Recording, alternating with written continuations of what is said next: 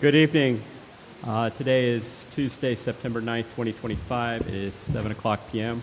I call to order this regular Board of Directors meeting of the Rossmoor Community Services District. Could we get a roll call, please? Roll call, Director Maynard. Here. Director Shade. Here. Director Rimney. Here. Director DeMarco. Here. President Searles. Here. All are present. All right, thank you. And tonight we have the pleasure of having Troop 9188 lead us in the Pledge of Allegiance. Please stand if you're able. Welcome.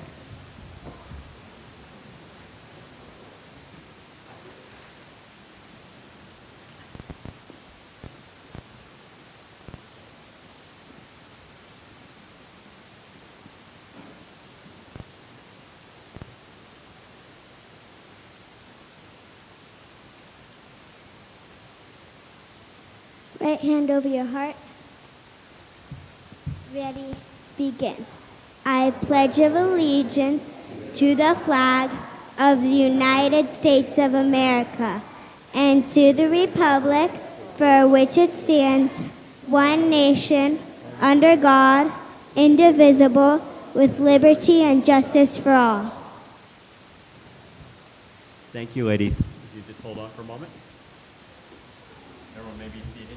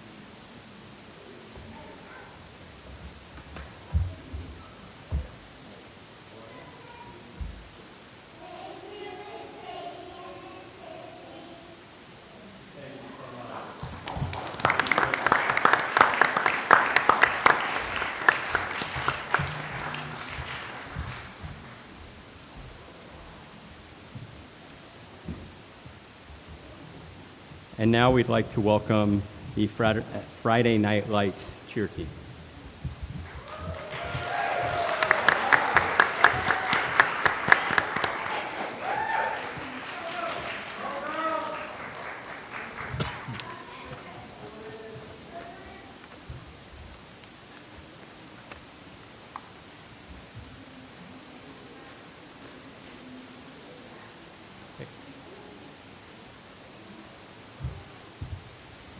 Do you want a video from here? Do you have it? Are you able to do it? Yeah. just take a look at it. Thank you.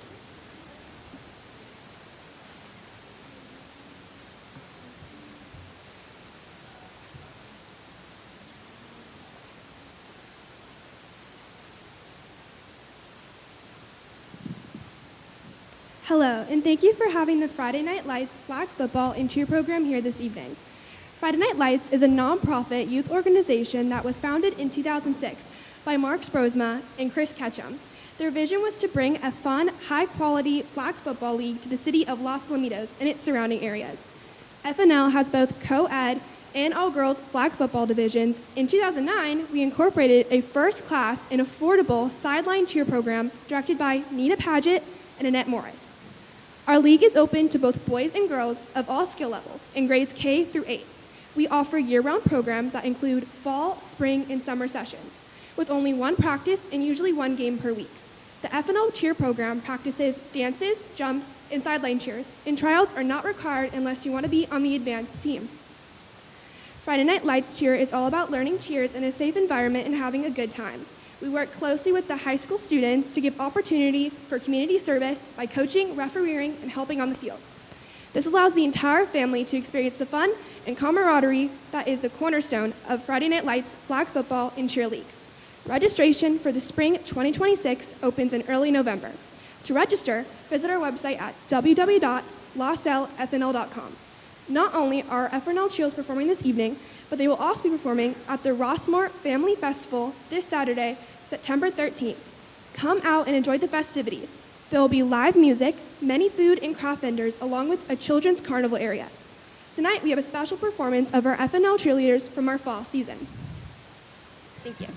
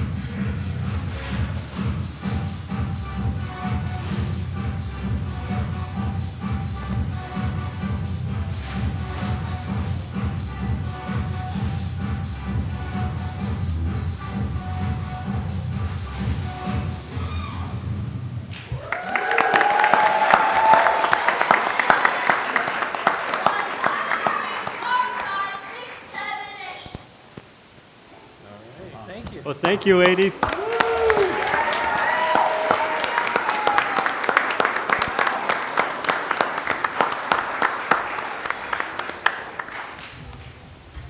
Nathan, would you like some help?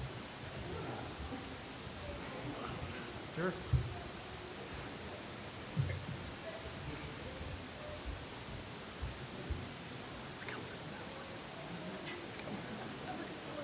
Community meetings. Those are show scale.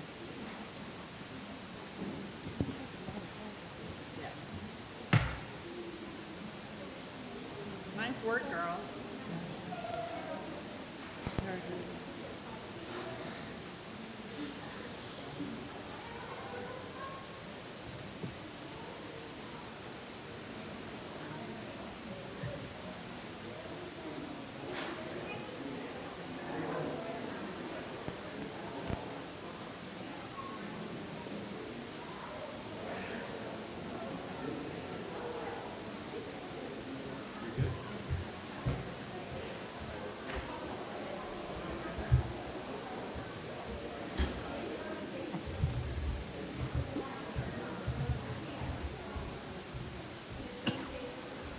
Yeah. Oh, yeah, we can do that. Yeah. You want to laugh? Sure. Yeah.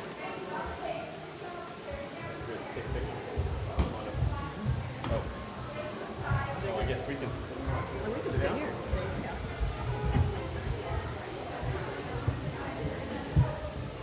Maybe you guys are gonna have to come over just be behind us, or Squeeze in.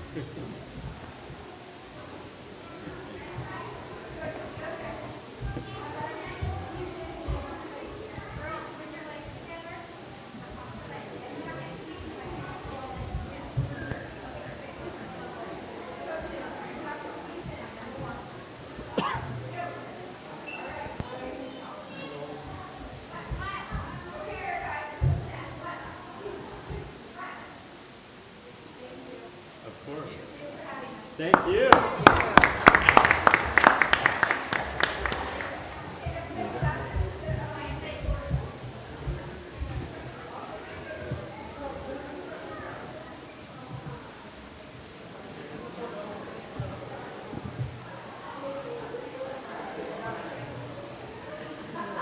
Oh darn, there goes our crowd. Downhill from here. Back for the rest. Very cool.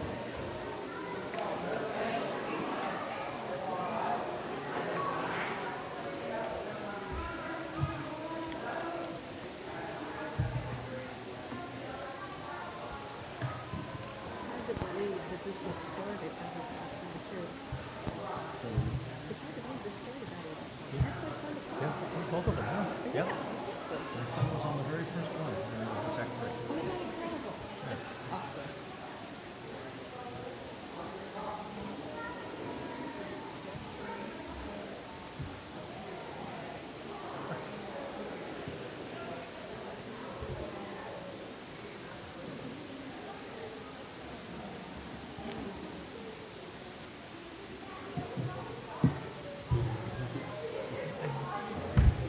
And we're gonna talk about fun stuff like the budget.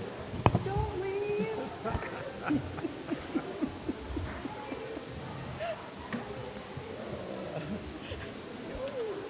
No one wants to. We're gonna have a crowd. No one wants to family learn about civic involvement and Right. community. And No.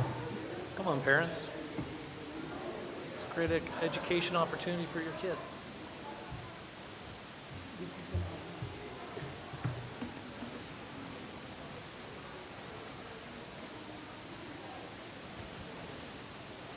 Alrighty, we'll go ahead and resume the meeting.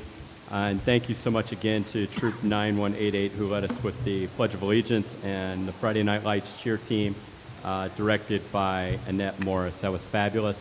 It was really amazing to be able to watch the parents and the families behind and the excitement they had for the young ladies as well. Presentations, we have none this evening. So moving on to additions to the agenda. I don't believe we have any additions to the agenda. Public forum.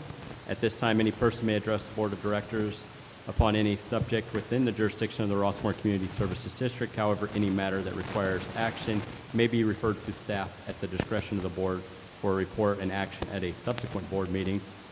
Speakers are limited to 3 minutes per item with 9 cumulative minutes for an entire meeting. Is there anyone who wishes to speak in public forum? I see none. Reports to the board. Item D1, facilities, park facilities maintenance report. Superintendent Omero Perez. Welcome, Omero. And Ms. Landers, if you have any introduction for Omero. Yes, thank you. I'll just briefly say that Omero's been superintendent of parks for many, many years. He knows this park inside and out. He's been very complete in his written report.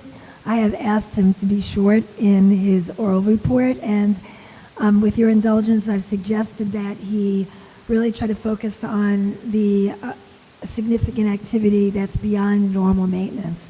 You have the list of normal maintenance, and he'll focus on essentially the first page in front of you. Well, first of all, good evening, everybody. Welcome. I'm here to present my quarterly report to the district. Inspections of district properties. The facilities at Rossmoor, Roch Park, and Montecito Center are fully operational with no significant issues to report. Significant activities in this quarter. In addition to our regular maintenance tasks, the following projects and activities that were performed. Rossmoor Park roofing company removed and replaced the entire roof of the building at Rossmoor Park. Staff did some repairs to the pour-in-place rubber material in the playground at Roch Park. Staff reseeded turf areas at Roch Park and Rossmoor Park where that were damaged by the e-bikers. Staff removed 2 broken benches in the tennis courts at Rossmoor Park and replaced them with iron benches that had been there previously. Also, staff has been picking up fallen tree branches and restaking trees around the district, also doing some watering as well. Regular maintenance performed.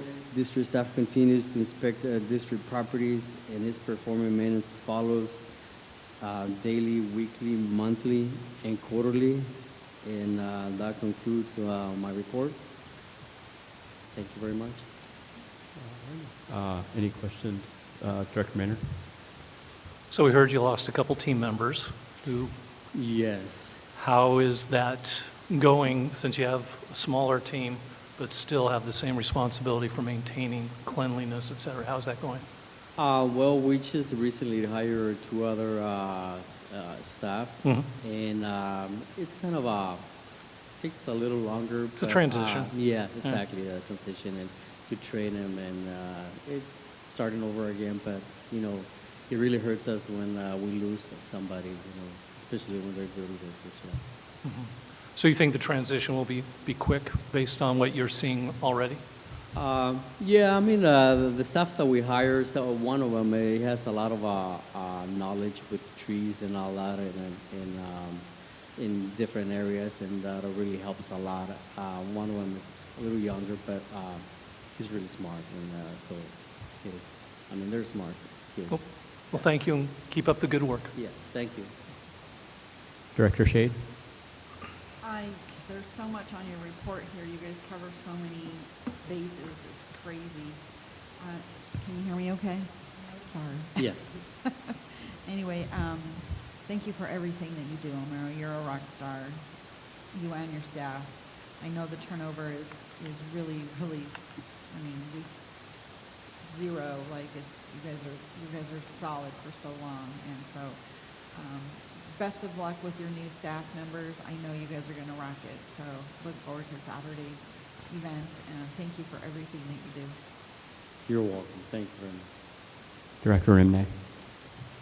Thank you. I always look forward to hearing what you've done, but hearing the extraordinary things, I don't realize how much you do with out of the ordinary because you take care of it so quickly and so thoroughly. Thank you for what you do and for your reports. Thank you. Well, I gotta thank Ms. Landers over here. She's always on top of us. Yeah, so, thank you. Director DeMarco? Thanks, Omar, for the report. I heard we had a very large branch fall at Rush over here, right? Yeah, it During was- the day? It was basically the whole tree, yeah. Yeah. So, yeah, was it the whole tree or was just part of it? Yeah. So it ended up being removed. Yeah. Yeah. Amazing. That's it. Thank you very much. Got it. Thank you. Yeah, I just want to thank you for, I noticed the new tables at the Montecito Center. It's great as someone who uses it frequently to have the legs stay up on the table when you're moving the table and not for it to fall apart and hit you in the shins or just hit the door jams and all. So I can only imagine the number of times I use it, but I'm sure, the daycare and the other users will appreciate having the tables not have the legs fall out on them all the time. So thank you. Absolutely, yeah, it really makes a difference when you get new stuff. Some of the tables and chairs that we have, they take a beating, with renters, and so it's part of the cycle. Yeah, well, it's greatly appreciated. And I'm hoping the next time you're here, we're talking about a canopy. And so I know you've been involved in just getting that here and inspecting that. And I want to thank you for your patience and diligence in making sure everything is right before we say, yeah, we got the equipment. And I know we have the equipment, so that's great. Yes, we do, and it's covered, so it doesn't get all scratched up. So, yeah, so welcome that news next time. So thank you, Amira. Take that color. Alrighty, moving on to item E, the consent calendar. Consent items are expected to be routine and non-controversial to be acted upon by the board of directors at one time. If any board member requests that an item be removed from the consent calendar, it shall be removed by the president so that it may be acted upon separately. Does any director wish to have any item pulled from the consent calendar? I like to have them both separated. What's that? I like to have them both separated, please. Have Them separated? okay. So you wish to have one of the items pulled from the consent calendar? Both. Both pulled. Okay. Understood. Alrighty. With that, the first item on the consent calendar is the minutes. Director Maynard is someone who's asked to discuss it. I will allow you to present. Okay. In the section about conferences and education, I do think that one of my comments didn't reflect appropriately or consistently, and that's, I didn't just think it wasn't a good investment.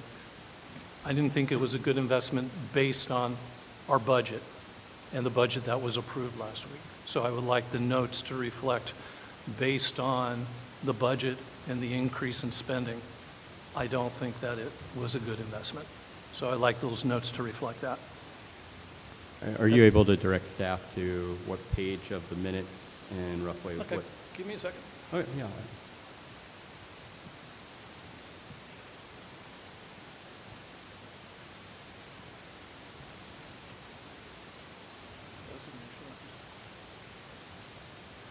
Okay, here we go, page 10, section 5, third paragraph in. It says, Director Maynard stated that this is not a good investment. And that's true, but it was based on the preceding comment I made before that was based on our budget and our spending levels that have increased. I don't think it was a good investment. I think that context needs to be added. All right. Any discussion other than that for the minutes? That was it. Okay. Any other directors have any comments regarding that request for edit? All right. Any other director wish to address the minutes? So I would move to approve the minutes with Director Maynard's requested edits. Second. All right. All those in favor say aye. Aye. Aye. Aye. All those opposed say nay. Thank you. Well, and item E2, the July 2025 revenue and expenditure reports and August 2025 warrant. Director Maynard, you wish to discuss? Yeah, I just had a question. I saw that new blinds were purchased. Was that for the whole office, the $650? The whole, or was No. that just your office in general? Yeah, the blinds in my office were broken, and the other blinds are not broken. Okay, so the 650 was just for the one room. It was, and it was, Okay. yeah. That's all I wanted to know. Any further discussion about item E2 from any other director? All right. No objection otherwise to the content, just clarification? Yeah. Recommend? All right. I'd move to approve E2 as the, I guess, true representation of the July 2025 revenue and expenditure reports and August 2025 warrants. Is there a second? Second. All right. All those in favor say aye. Aye. Aye. All those opposed say nay. It passes 5-0. Thank you. Moving on to item F, public hearing. There is none this evening. Regular calendar, item G1, discussion and action on recommendation to create pay scale for RCSD employees in compliance with Senate Bill 1162. Ms. Landers? Thank you. So this is a second time that we're discussing this, but I think I should say, General Counsel Tarquin Bezozia and I have provided a little bit more clarity to what's required under SB 1162 and actually even prior to that. So a question that had been asked before at the last meeting that's clearer in here, clarified, is what do all employers have to do regardless of the number of employees? And that is something that both SB 1162 and its prior laws addressed, and that is that the employer needs to be able to, if requested by an employee, provide pay scale for that position. SB 1162 added additional requirements for employers of 15 or more that also require that a position, when it's posted, also provide pay scale information for that position. So now we are actually officially at 15 as we speak. We've been in the process of hiring more attendants. We previously had one who was not able to work completely to provide coverage of all of our events, and we actually thought we were going to lose him. And so we started a hiring process, and we did hire an additional attendant. And then that person chose to stay as well. So we now have 15. We might be hiring another person to still cover all of our events. If we don't have attendance, it means we use our maintenance staff, which means that they're not doing their maintenance job. So we're at a point where not only are we required to have a pay scale so that if employees were to ask for their pay scale, but we're at a point where we would be obligated as well when we're posting to show what that pay scale would be. And that's the end of my report unless there are questions. I'll start with Director DeMarco. Any questions from Ms. Landers? Sure. So the first off, if we're at 15, does that affect our budget in terms of our salary plan? I will tell you that bizarrely, we do not include the cost of attendance in our budget at all. And so I've spoken to our accountants about that, and we'll be adding in some additional amount to cover what we expect our attendance to be getting. I think we're going to be adding $1,000 to cover the cost of the attendance. We get paid back for our attendance at a higher rate than we pay. So when we're getting money for attendance, it's a net positive for us. And we get them back. How do we get the money back? The events where we use attendance are required to pay us per hour for attendance. Okay. So the plan is if we pass this, that what's the next step? So we discussion and action, recommendation to create a pay scale for RCSD employees in compliance. Okay, so, and I see there, we've budgeted $5,000, so I take it we're going to hire somebody to do this, right? Well, I discuss in the staff report the work that would be required. And so if you look at the second page of the staff report, just the paragraph just before fiscal impact, it lays out, and I could go through it, what would be required to develop pay scales. It includes a comparison of duties in each of our classification specifications with 5 or more benchmarked cities or communities to determine the salary for the position in the labor market, and then using that data to create position ranges for our full and part-time positions, and then providing a recommendation for options to the board on how you might want to move forward. So those are some of the key parts to what needs to be done. Okay, so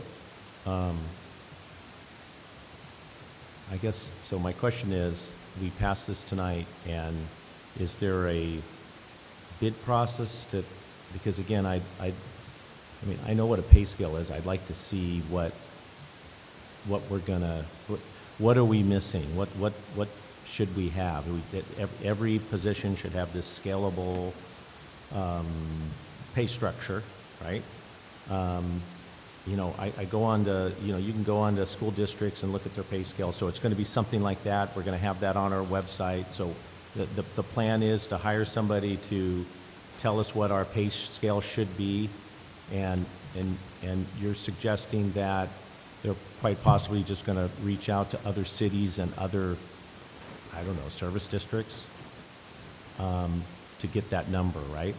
Because I think last month, I just wanted clarification on, I mean, I can read the law and we need pay scale. Okay, so what is that? What can someone provide what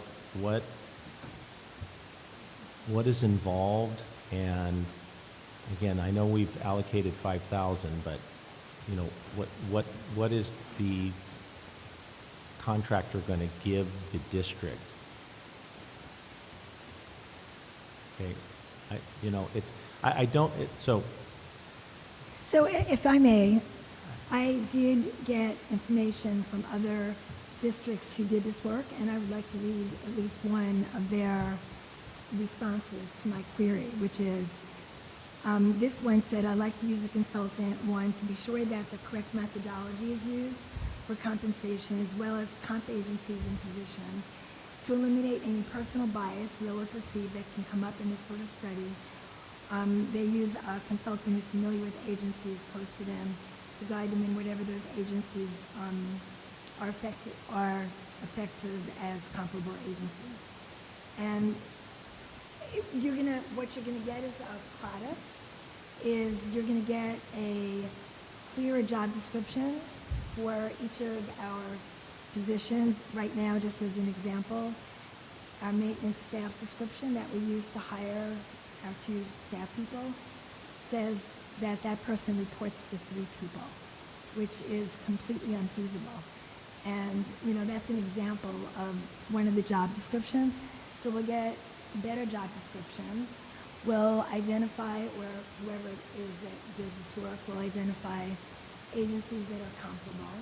And then they'll look at the work that we do and the work that those comparable agencies do to benchmark where we should be, to come up with a pay range. So what we'll be getting is a pay range for each of the classifications that we currently have, which is about a little over half a dozen, because we'll be looking at full-time positions. I just have concerns. My concerns are it's going to cost us money, the district, right? So, did we have a problem? So when we hired our 2 new, were they part-time or full-time? Part-time. Part-time.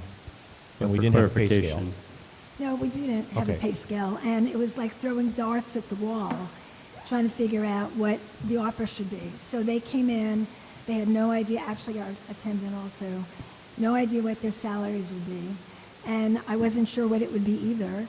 And basically, looking at what other people are making, and I don't even know if what they're making is correct, and trying to judge the level of experience that they have and match up with the salaries that I'm going to offer based on somebody that has similar levels of experience. But I don't even know if our amounts are accurate.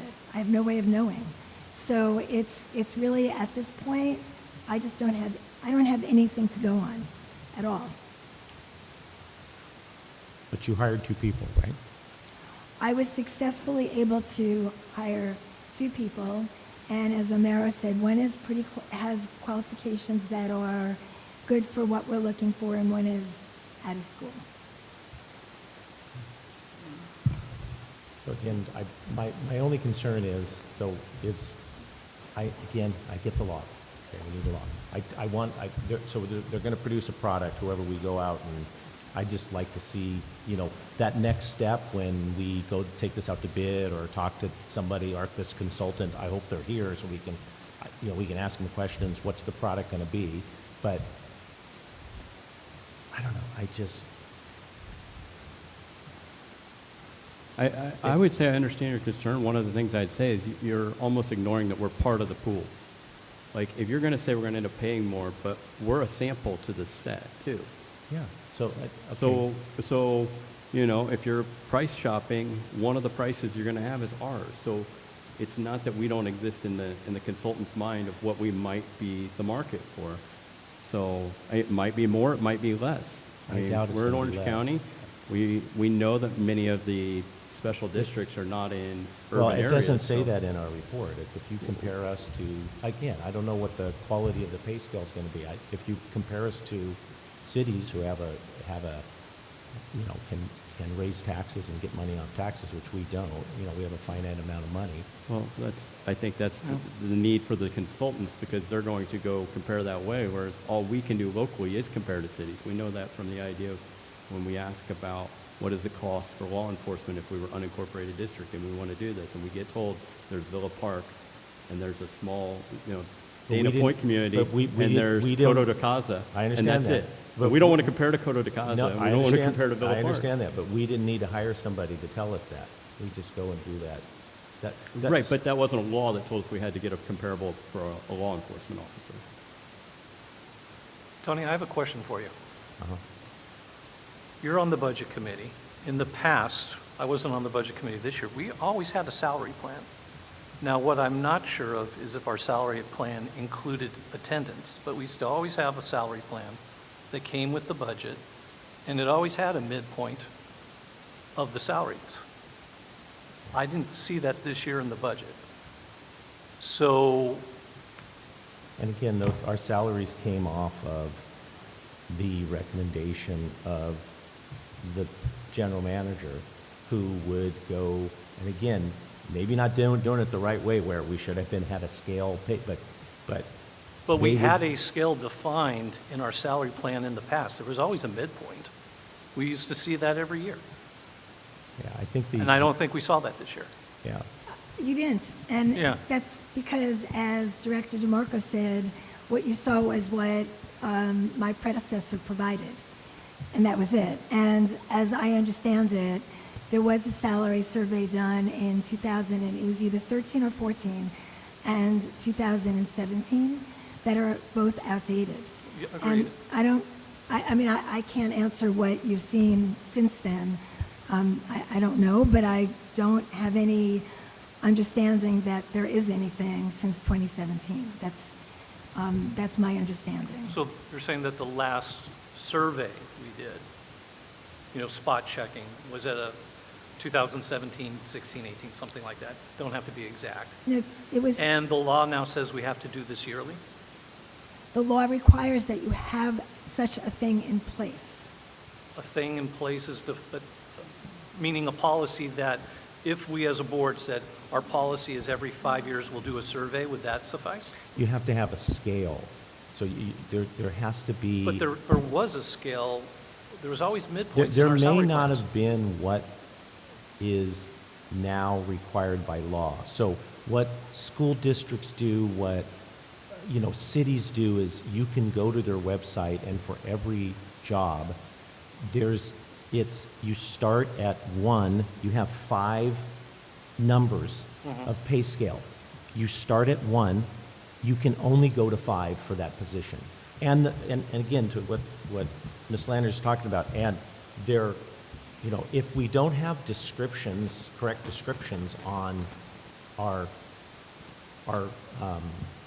employees, I mean, then let's fix them.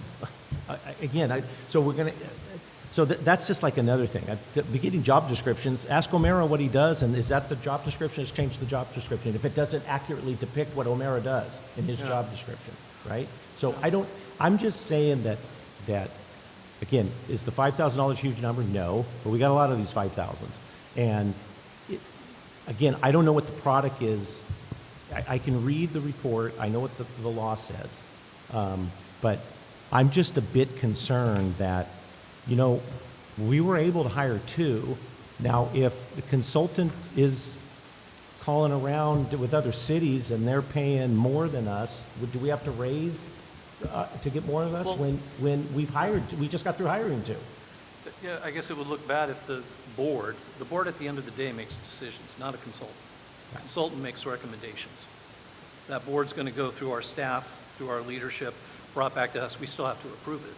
And it does look kind of weird if we just say, nah, we don't believe you, we're still going to do what we want to do. So there's some prickly stuff. But Director Searles, question for you. Do we still have an organization and development committee? And who's on it?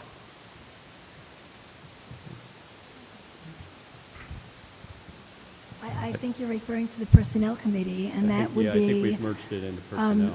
Director Remney and Shade. And this was brought to them a month or 2 ago, and they recommended that we move forward with this. So maybe our attorney can help clarify, but the issue before you is compliance with the law. Right. And I don't... No one's fighting compliance with the law. We're just talking here. And my whole thought is we have an organization, whatever the new department is, between Director Shade and Director Remney. Maybe it can become a working group. Sure. And they look and work together versus a consultant, have our own talent and leadership, start looking at the job description, start looking and assign it as a work group. So I think, first of all, a couple of points. You mentioned before at the start of your comments that the board would have to accept whatever it is that's provided and may or may not like some of the assumptions being made and are able to provide clarification. That's true. And then if your suggestion is, and I'm going to change it a little bit, but to have that committee work with me, and if I bring in a consultant so that we're working together as a team, I think that's a great idea. But I would suggest that you leave how I would administer the law to me as the general manager, because I don't think that's something that is a board issue. I think that's an issue of how I would go about doing it. And I've already indicated that I know I could stay within the $5,000 that's been budgeted. I hear your points. I think Director DeMarco and my concern, and I share it, is even though we have an approved budget, it has escalated a little bit out of control, and we still control the purse strings as a board. So I'm not telling you how to do the job. I'm just saying we should try to consider, are there other options besides paying a consultant? I want to comply with the law.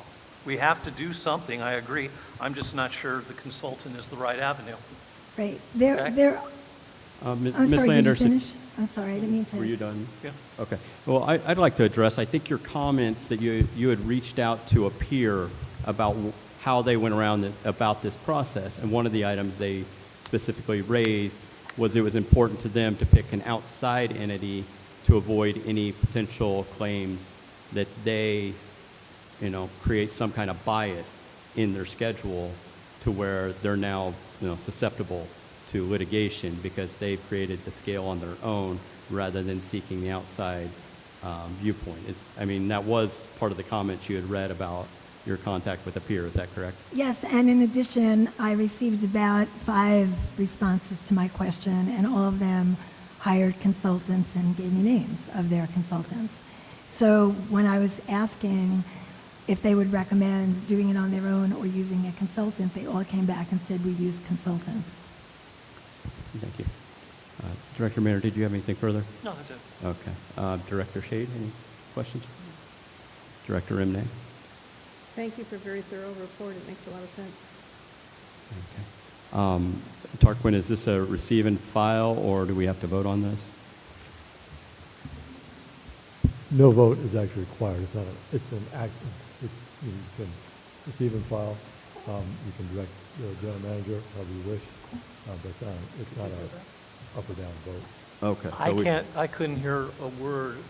All I heard was mumbling. Okay, is this better? Okay. How about this? Better, Yes. yeah. Okay, two switches.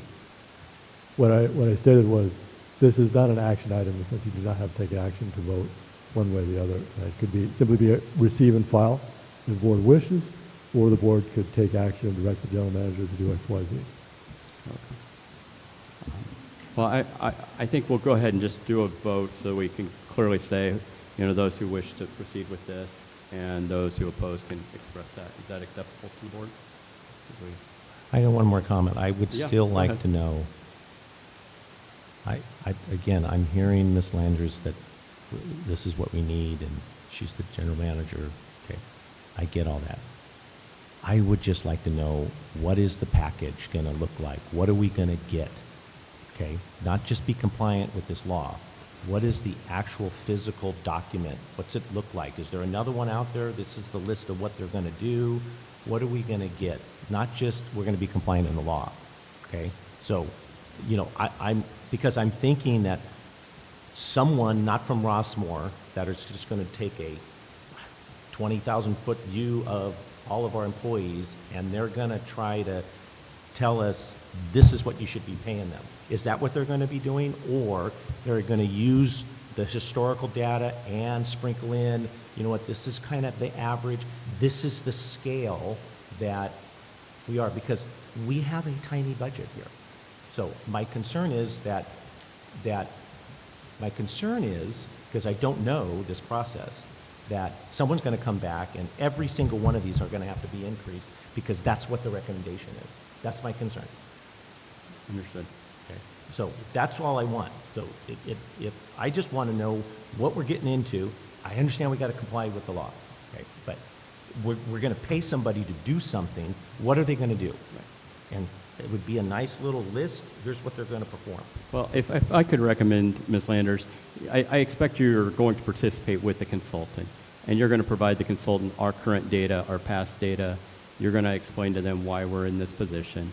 And if they're like any other consultant, they want to be hired again, they want a good review from you about the process and how this worked. Is that pretty fair to assume what your engagement will be with this consultant? Yes. Okay.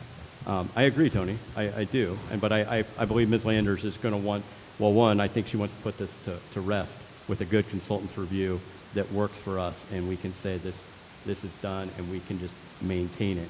I think that's the ideal product that we get from the consultant, and I think that's the goal for Ms. Landers. If anyone wishes to say they don't think that that's where we're going to aim for, I think that's where we're going. So with that, I would ask that we just take a vote of moving forward, because I know there is some hesitance. And again, what are we moving forward on? I know. Just give the general manager can proceed with the consultant, with seeking a consultant to get the pay scale as she's laid out in her request of With a where she's budget of moving 5,000. forward. With a budget not to exceed 5,000.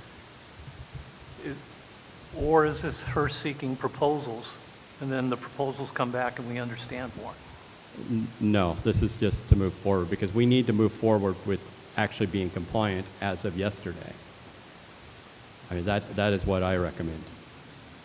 Yeah, if I can jump in quickly. So legal compliance in this respect is twofold. Currently, the district has less than 15 employees. All that is required, we do have 15, okay. Ms. Landers just corrected me. We have 15 employees.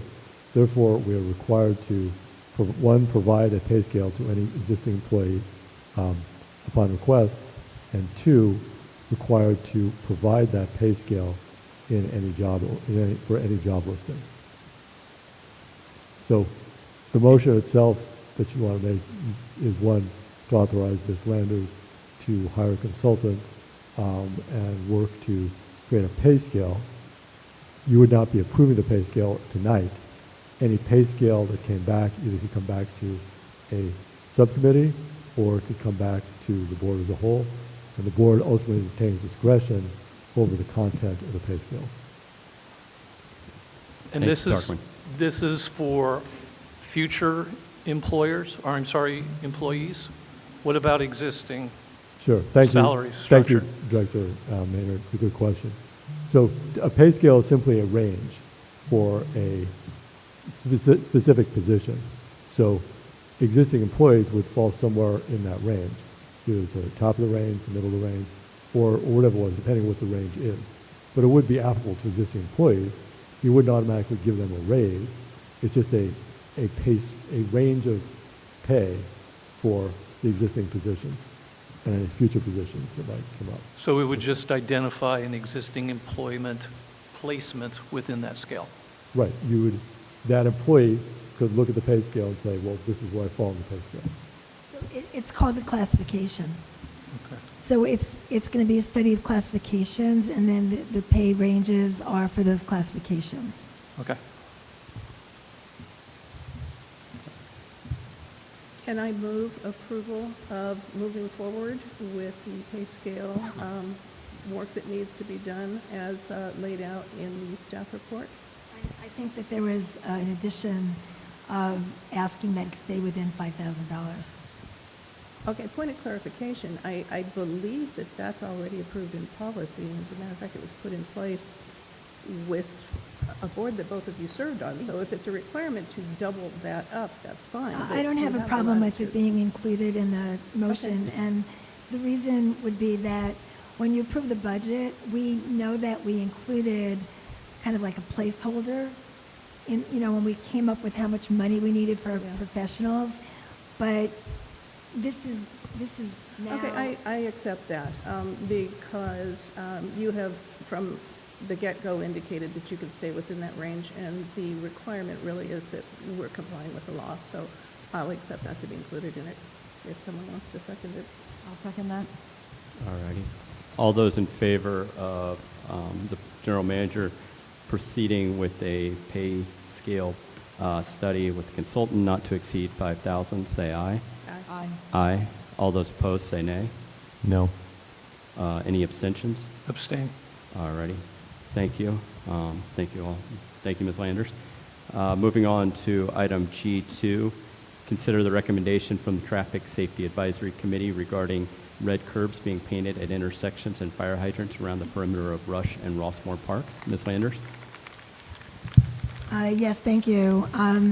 The traffic committee met yesterday and had a very robust meeting, I would say, and really very thoughtfully looking at our maps for both Rossmoor and Rush Parks. And the thing, what they were looking at was, this is another issue of legal compliance. So currently, under a very new law that's called the Intersection Transparency Law, I think it's AB 413, if I have that right. Yeah, AB 413. There is now a requirement that you not park within 20 feet of where there would be a marked or even unmarked crosswalk. And you can be ticketed whether or not there's a sign, whether or not there's a red curb, whether or not there's anything, because this is one of those laws that you're held to know, just simply because it's now a law.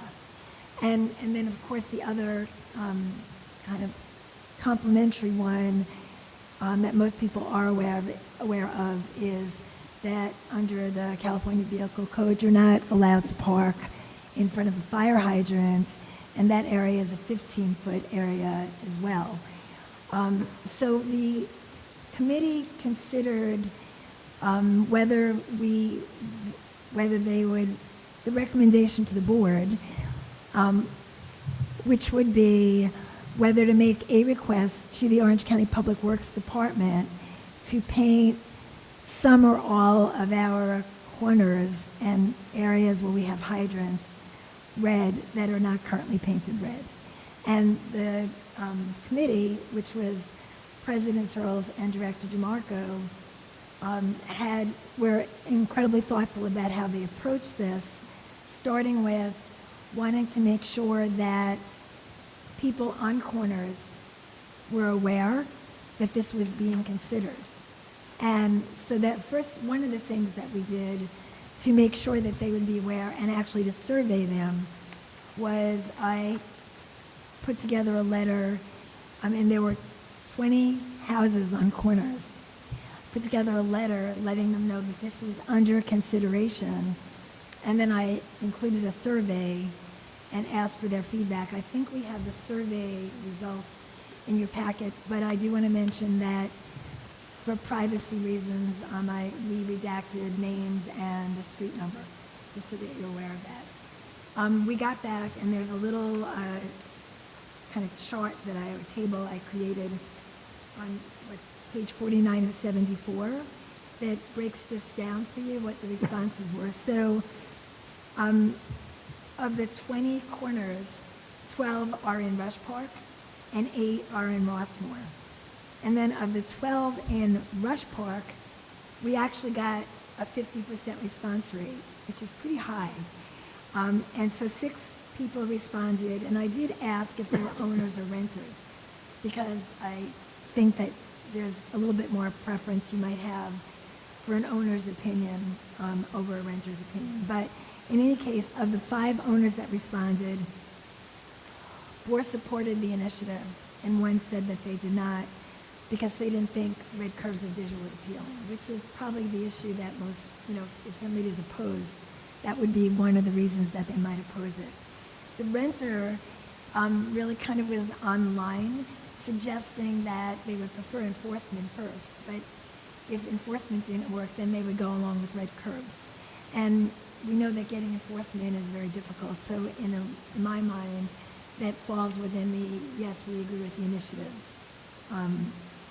That's where I think that falls. Then for Rossmoor, we had 8 corners, only 1 response, which is kind of unusual, since I think of Rossmoor as being a place that has more problems on an ongoing basis, whereas with Rush Park, it's more during limited periods when we have festivals. So it's kind of unusual. We only got 1 response, and that one, which was an owner, did not support it. I could be completely wrong, but in my mind, the fact that people didn't respond meant that they were okay, because if they weren't, they would respond. But I have no way of knowing that, so everybody can draw their own conclusions. The other thing that the committee had asked us to do when we had last met, I believe it was June 30th, and it was just before one of our festivals. It was our last festival, and they asked if we would go out at Rush Park and survey corners, and I think there's more corners than hydrants, but survey to see how we did. And so we included, we basically found that there was just a lot of non-compliance with the corners, which is not a surprise. And there's a map in here. It's on page 65 of 74. And so this map intended to do is combine the 2 things that we were looking at. So in red or pink are the surveys where people responded, and it says how they responded. Now this is only for Rush Park, because that's where we did the walk-arounds as well. But then in addition, wherever there's a yellow, and in some cases you'll see some yellow peeking out around a red or pink, those where we found people parked on corners not in compliance with the law. So that just gives you a little bit of a sense of some of the problems that we did see at the time for that festival. So I think I'm probably going to turn it over to the committee participants to talk a little bit about how they came up with, Carolyn, did you put the proposals in front of everybody. Yeah, okay. So you should, thank you, you should all have two maps, one for Rush and one for Rossmoor. And they are not just every corner that could have red curb. They are really focused on where the committee felt, and they'll explain their thinking, where they felt that for traffic safety reasons, these were the locations that were most important. So may I turn it over to President or Director to explain your logic on that? Tony, you want to go? I do want to say thank you to Tony and Ms. Landers and Carolyn. It was a productive meeting. So. I would concur. We did a lot of deliberation and trying to land on a good recommendation for the board and the community. So it was, based on so the law is the 20 feet at the curb. The law doesn't say you got to paint it red. Okay. So the recommendation from staff was, let's just paint them all. Let's just, again, we're just requesting from the county traffic to, we're going to request what curbs we want painted, okay?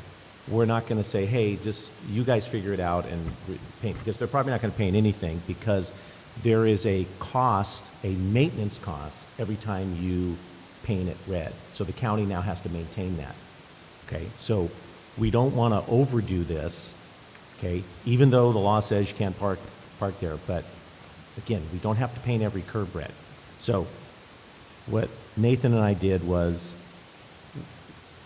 what do we feel the safety, where should we suggest the county paint a corner red based on safety, okay? And again, looking at Rush and Rossmoor, we both felt that our park, every corner should be painted red. We just concurred that in our park, every corner should be turning, because if you come here to Rush Park during the day, there's not a parking issue. Rossmoor Park, there's much more parking issues just because of usage than here. We have parking issues when we have events. Okay, so our corners, our four corners on both parks, we just felt, you know what, we'll paint those corners red for not only line of sight and safety, but there are corners, they're not really infringing on our residents who may have lived here for 40 years. I've never had my corner red, why do I need it now? That's why we asked, can you just reach out to the residents to see what their opinion is? And we got half of them back, which was amazing. So again, the recommendation was, this is how all of them look like. And to Nathan and I believe, and Nathan can speak this, it was like too much red. It's just overkill on red, okay? Even though the law says you can't park there, it's just overkill on red paint.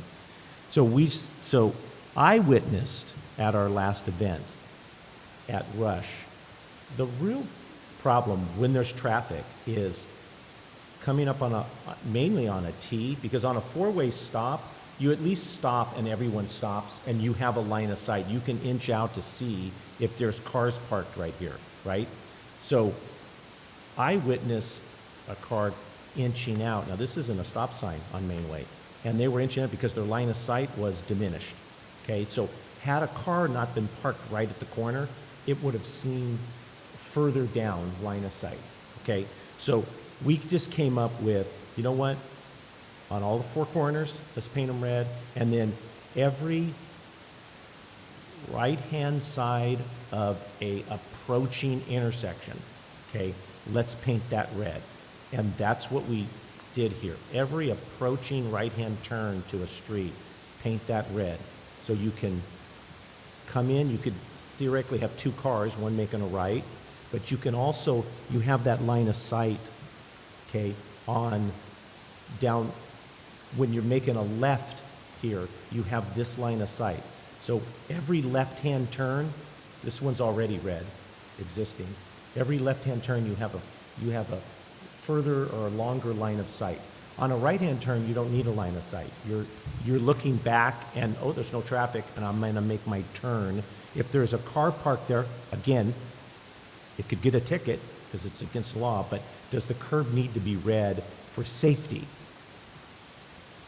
Right? We said, yeah, if we were going to take away, because we felt this is too much red, what can we kind of take away? What is the problem one? The problem, the problem curb in all of these instances, it is this right-hand curb. So when you're making a left, you have more line of sight. So that's what we did. We just redid, we took away a few of them, because what was recommended or shown to us is every single corner having red, and even across the street, red, okay, red, and we just said this is too much red. So that, our recommendation tonight, and Nathan, you can jump in, our recommendation tonight is this, okay, and again, all we're doing, we don't know if we're going to get this, but the other little thing is, we want to recommend this and only this. This is what we, do you agree to paint them red? And is there a policy now with this law? Does it abide by the policy of the county? And again, we're going to get back. They may say no. They may say no. I don't know. I went to Hopkinson.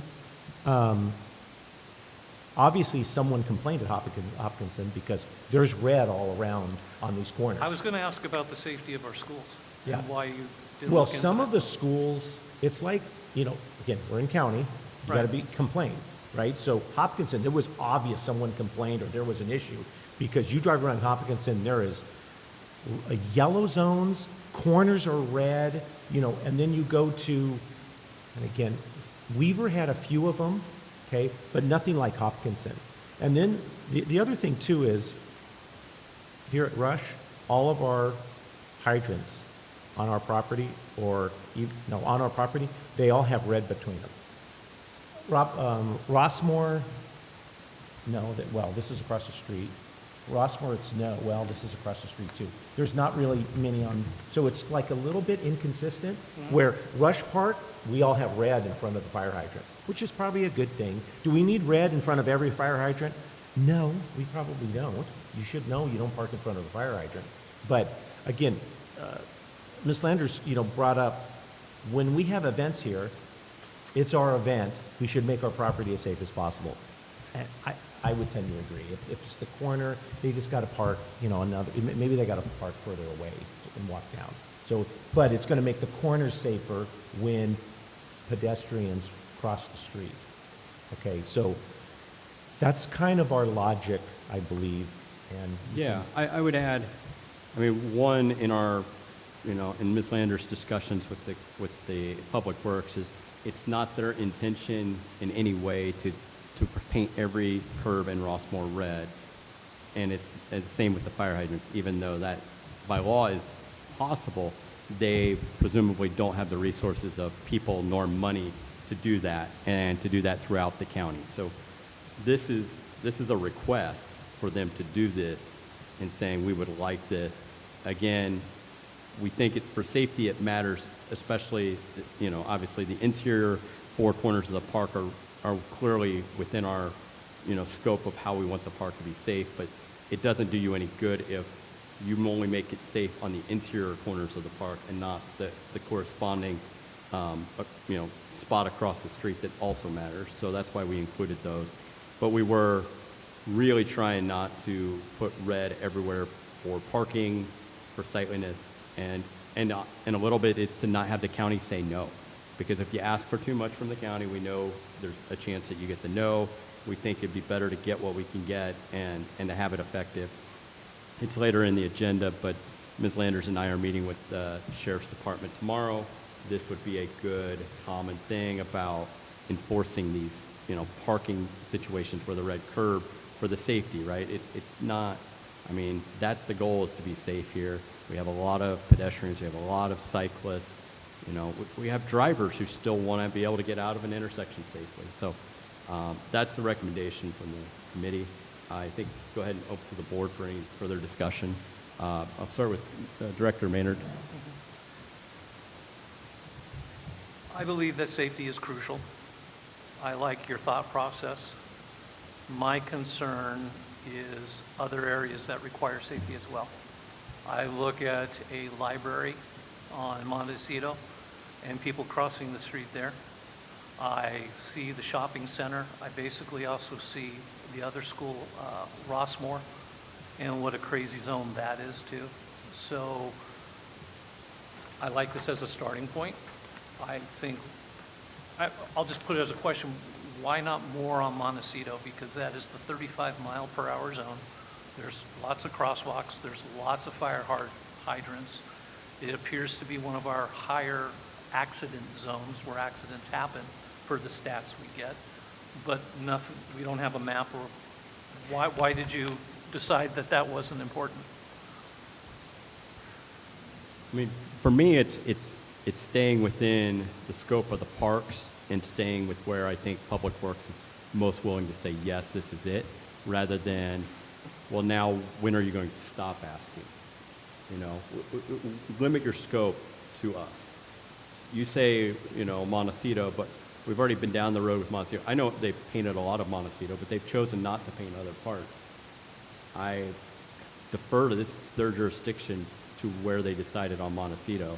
If it's in front of the Montecito Center, I know they're, you know, we've got, you know, curb painting there, but outside of that, and the schools, you know, that's Dr. Friedman and the school district to be their own advocates for what they want there, because I don't want to tell them where they can't park, and now we have parents who will say, why is the RCSD telling me why I can't park in front of my kid's school? Why isn't the school being the ones that have this discussion with me, not the RCSD? So that's why I wanted to stick to the parks, because this is within our, you know, our purview. And again, it's a good question. This was on the agenda for traffic. Is that the origin of, because again, this was the only thing on the agenda. So Right. we've looked at, you know, in the past, I've been on the traffic committee for a number of years, and I know that historically, corners have been painted based on either resident, GM, asking, because if you go down Montecito, there's many corners that are 10 foot, 20 foot, you know, there's no real, and this is prior to the law, right? And it was just based on, you know, I remember it's the same line of sight, you know, because there's 4 lanes there, it's dangerous, creeping out, Yeah. trying to make a left. So I don't know if every corner, I mean, you would probably know it better, just living closer to it. I don't pay attention. It's inconsistent. Yeah, it is inconsistent. Yeah, so, And I've seen so many people almost get hit going to Yeah. that library. so That's my concern. we didn't look at Montecito. Yeah. That wasn't on this agenda. We just looked at our 2 parks. So to answer your question, I don't know. The reason is we were just looking at these 2 parks. That was on our traffic agenda. And even the 2 parks, we withdrew any discussion about Kempton or Foster Park because we didn't see the impact Yeah. and the safety issues there Yeah. because of use. Yeah. So, again, I want to stress, and we stressed it in the committee, that we're only asking for this, okay? So, other people, other residents could ask for, you know, and I know of others that are asking for more red like in front of their house and everything. I would be opposed to that unless it came to an open meeting to where we all can discuss it, okay, especially around our parks, okay? But I'm only asking, or I'm only recommending this, and I would want the ask from our general manager to traffic that this map, this is what we want to request corners being painted. I want it to be very specific to this map, nothing more, around the park. I'm not talking about Montecito because we didn't really study Montecito or Wallingford or, you know, other places, which there could be, again, safety concerns on corners. But again, to me, it would be I'd want to talk with the resident, I want to talk, see what the issue is. We had 2 meetings about these 2 maps. Okay, I'm very comfortable with this, calling it Phase 1. Okay. I have a different opinion than you, Nathan, when it comes to the schools. The jurisdiction of Rossmoor is a map which includes the schools. I believe that this board is designed for leadership, and we should take a leadership position. I think we should probably work with the school district on each individual school and what are they seeing, what are we seeing, and work together. But I do believe that this board is designed to be a leader. And if we are referring to this as Phase 1 of safety and red curbs, I'm okay with it. But if we're saying this is all we're going to ask for, I think we need a wider scope. Nathan, excuse me, President Searles, I don't want to forget, but we have some comments that if we could read into the record Yep. at Yeah. whatever point you're Yep, ready. Thanks for reminding me. Yeah, let's go ahead and add those entered in at this time. Thank you, Ms. Landers, and thank you, Carolyn. I have a couple of emails here, one from Sue Kaplan and another one from Michelle Fieldson. I'll go ahead and read Sue Kaplan's first. To whom it may concern, I would like to express my support for red curbs as safety measure on streets, intersections, and hydrants near Rossmoor Park. Rossmoor Park is located near the main entry to Rossmoor from the north, and as such, traffic is heavy at baseline. Rossmoor Park further carries most of the sports activities in Rossmoor at large, with the addition of 4 courts of pickleball outnumbering 3 courts of tennis, which adds 16 plus people parking. This has added heavier traffic burden along Hedwig and the other streets on the park's perimeter. Rossmoor has no parking lot, so traffic congestion and street parking on these streets causes dangerous compromise in line of sight for residents pulling out of driveways, turning corners, and avoiding running into pedestrians and e-bikers. I live across Rossmoor Park on Baskerville, and parking at the hydrant on the side of my driveway makes pulling out of our driveway a serious risk of a crash or a pedestrian or e-biker injury. Thank you for taking these safety concerns to heart. Susan and Robert Kaplan.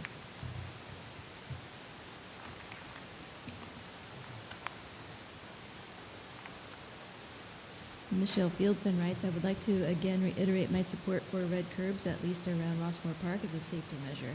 It appears there is some concern that doing so may reduce the number of parking spaces. This is exactly what will happen and what must happen.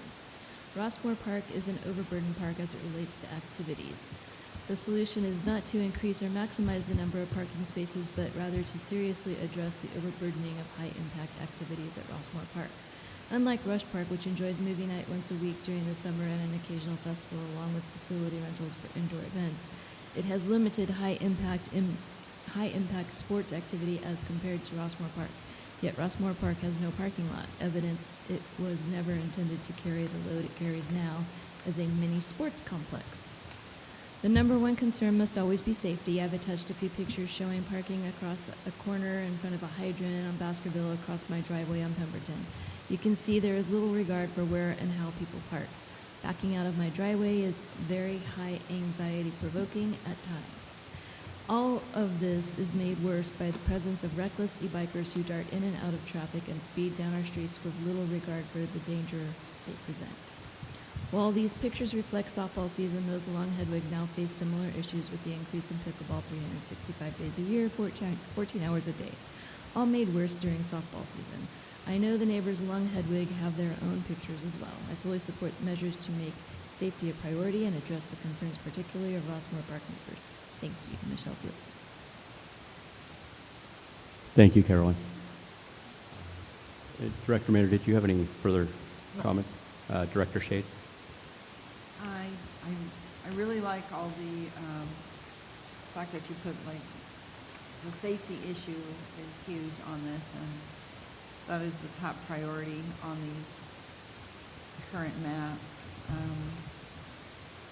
I agree with everything as far as your curb painting goes, and I'm a little concerned on the crosswalks situation and the confusion it might cause with the new law. People don't really even know about it. So I think we need to do some promoting on that with our website, our social media, whatever. I mean, we need to let people know that this is out there and it exists, because people don't know, and they're going to be rudely reminded when it, comes to bear when they get ticket or a warning, whatever it is, but it's good just to promote and let people know. Montecito, you guys all know I live off of there, and I get all I know there is a lot of it is red curbed. It is not all consistent, but I think a lot of it has been. People have taken upon themselves to paint their curbs red. I know that for sure. I think we'll deal with that when we get to it, phase one. Phase one, this is just phase one. So I like this. I like what we've done here, and I think it's good. Thanks, guys, for doing this. It's amazing, and I think you came to a really good consensus. I appreciate all your effort on this, and it shows good work. Smart moves. Thank you. Director Rimney? In the interest of time, I just want to say that the work that went into this is a refreshing way of approaching things in terms of being advisory and thoughtful of the county where it's at and the input to the neighbors. Most noteworthy with the neighbors is that whether they were for or against it, almost all of the written comments were "thank you for asking me," and brought up other ideas and things that may or may not have been thought about.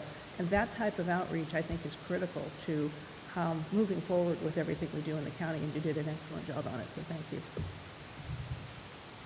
Director DeMarco, did you have anything further? Alrighty. No.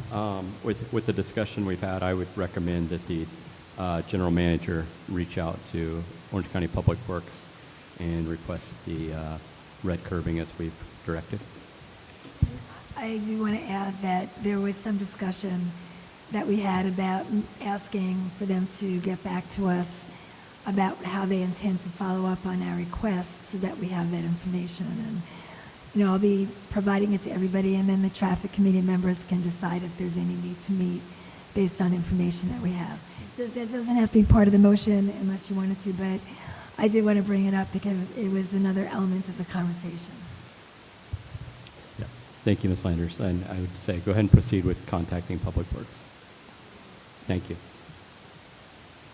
Moving on to item G3, discussion and possible action regarding conference travel expenses. Ms. Landers? I'm sorry, but did you vote? I don't know that, do we need a formal vote to direct general manager to proceed with contacting Public Works on this? If you're all in agreement as to the design, as to how the curb is going to be painted, then no, I don't think you need a vote. Okay. I don't believe there's any objection to the design request. All right.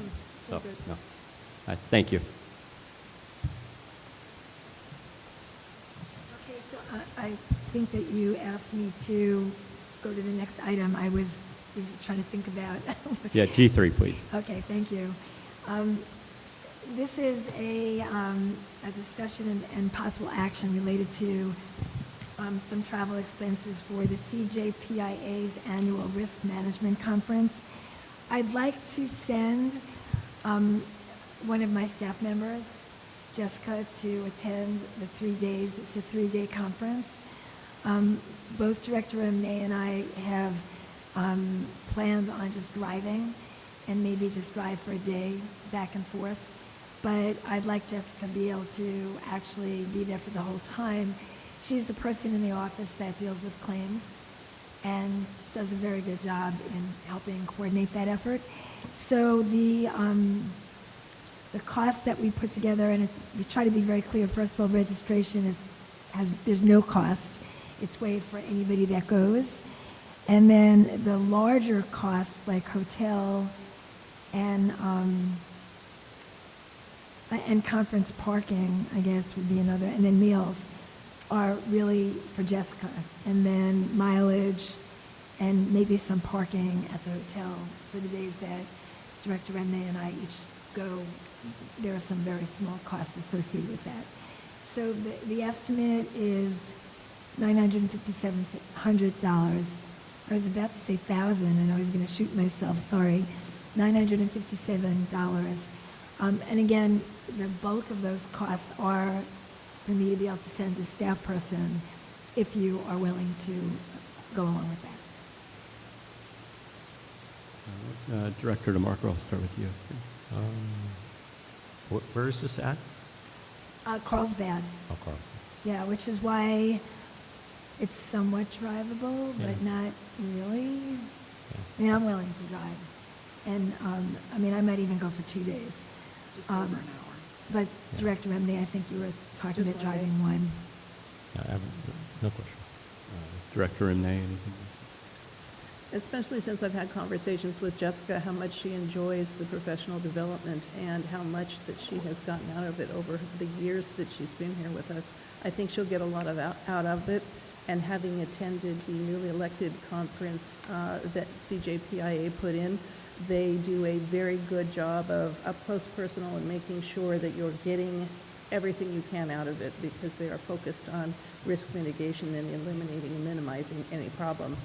So I wholeheartedly support anything that we can do to get our staff participating and partnering to make us better. Director Shade? I agree. Director Maynard? Yep. Alrighty. I'm in full support of it. I appreciate the inclusion of Jessica with the fact that there is some reimbursement potentially going to a director. I would say that we take a vote to approve this item because, and thank you for doing it in advance of the event. I do appreciate that we're on that policy, doing it well. So with that, I'd ask for someone to move to approve this expenditure. So moved. Is there a second? Second. All righty. All those in favor say aye. Aye. Aye. All those opposed say nay. Any abstentions? None. 5-0. Thank you. Moving on to item G4, discussion and possible action regarding Sunday use requests for fields at Rossmoor Park. Ms. Landers? Thank you. This is a little bit of a wobbler as to whether it requires your approval, but I always prefer being conservative about that. And so in this particular case, it's a group of about 25 ladies who have used the park before, but they want to use it on Sunday for softball. They will have a uniform, except the uniforms are costumes, and they'll all be differently dressed. So they're not really an organized activity, but because we typically don't allow organized activities in the parks on Sunday, I do want you to have a chance to decide if this is something that you want to allow. It's from 9 to 12, and it's on October 19th.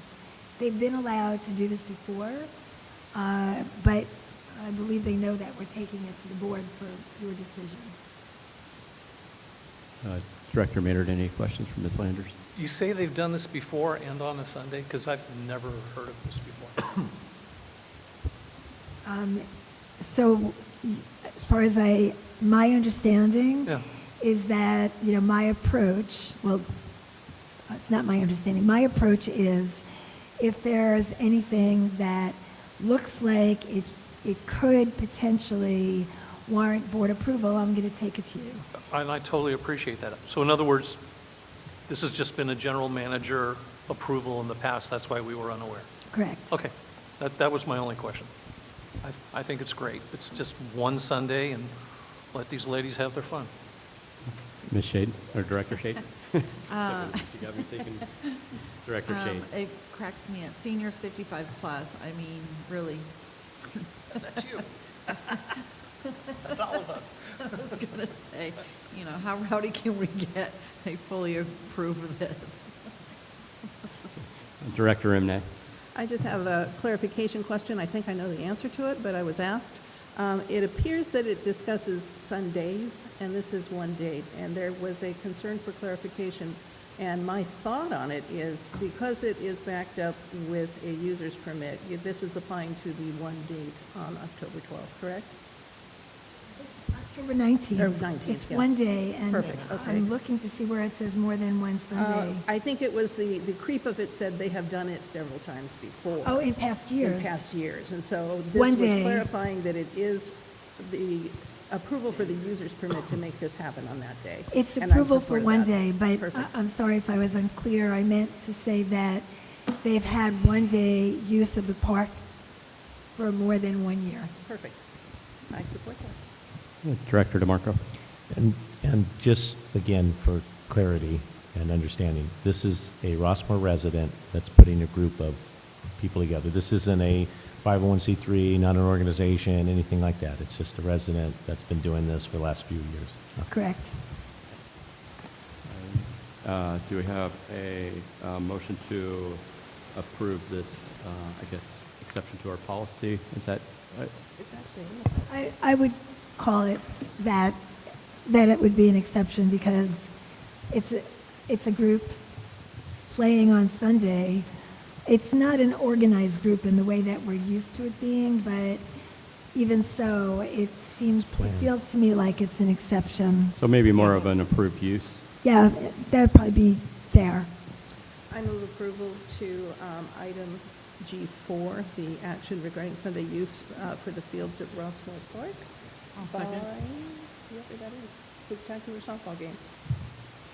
I'll And second. second from Director Shade. All those in favor, say aye.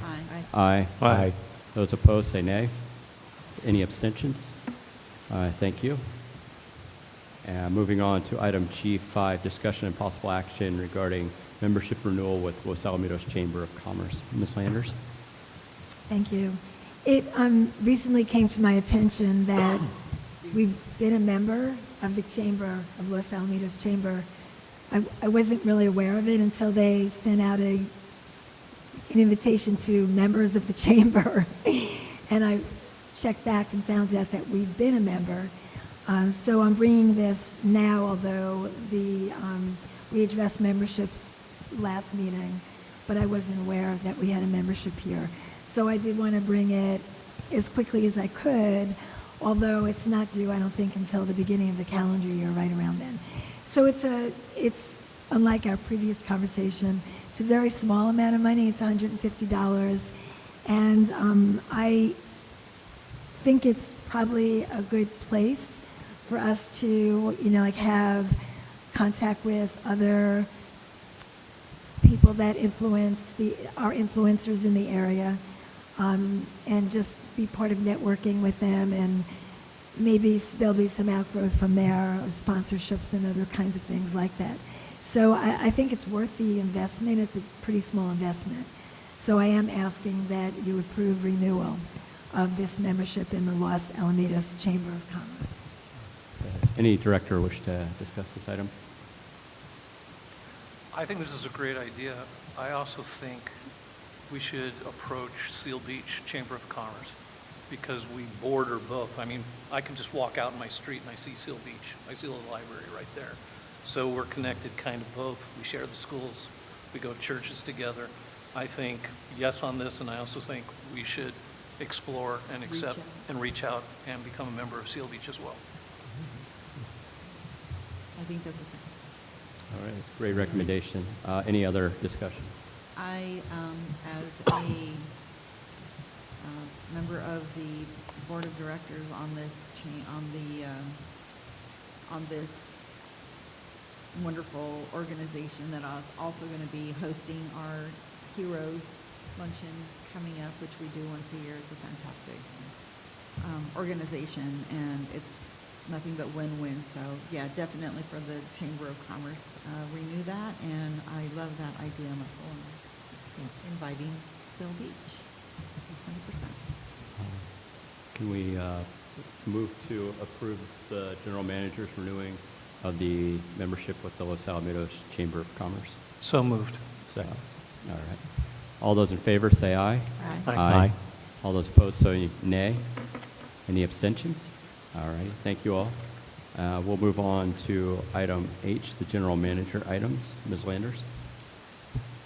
Okay, thank you. I have a number of things that I wanted to report on. I'll try to go through them fairly quickly.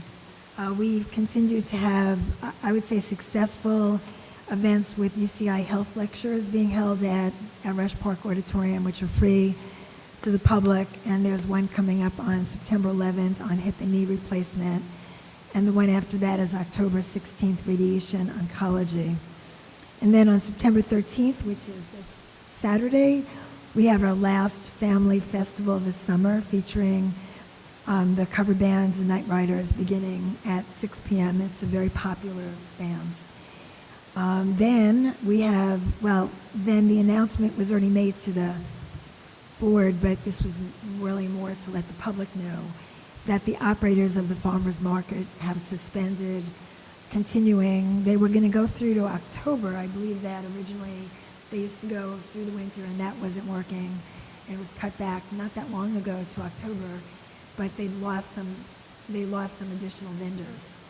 And so they, unfortunately, with very little notice, suspended, I think, or like gave us 2 days notice, but we were able to get out information, and I haven't heard complaints of anybody showing up and not knowing about there not being there. So I'm sorry to hear that we've lost them. I've stopped over and purchased things, and everything that I've ever got there was great. But, if they're not keeping their vendors because they're not getting enough people dropping by, it's somewhat understandable. They co-sponsored the Harvest Festival, so that will also not go forward this year. The canopy bids initially we didn't receive any, and we were able to talk to a couple of contractors and got some good information as to why some people might not have bid. And so we made a big amendment in our bid, which was to allow a longer period for the work to proceed, because it turns out that when you anchor the legs, and they're deeply anchored, you have to provide enough time for the concrete to cure without any issues. And the amount of time that we had provided probably was sufficient, but if there would be any problem, it might have caused a problem. So we extended it from a week to 2 weeks. And I believe we already have 2, and a third possibly coming in. So I hope that we can get back to you in October. You should let me know. I guess the bids will be in October 1st, which isn't that long before the next board meeting.